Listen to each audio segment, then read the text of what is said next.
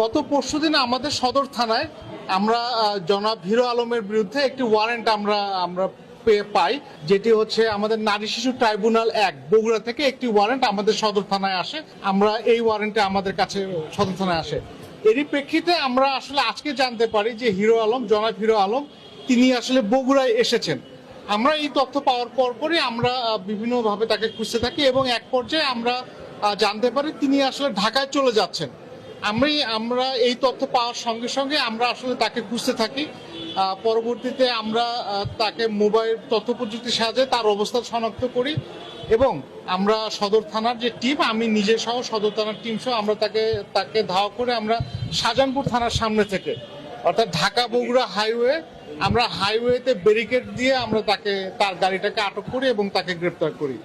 আর আমরা প্রাথমিকভাবে যেটুকু জেনেছি, এই মামলাটি গত 1 বছর আগে এটি বগুড়ায় আদালতে এটি করা হয়েছিল। জনৈক মিথিলা সম্ভবত ওনার সহকর্মী, মিডিয়া সহকর্মী, তার বাসা সম্ভবত খুলনা, এটি আমরা প্রাথমিকভাবে জেনেছি।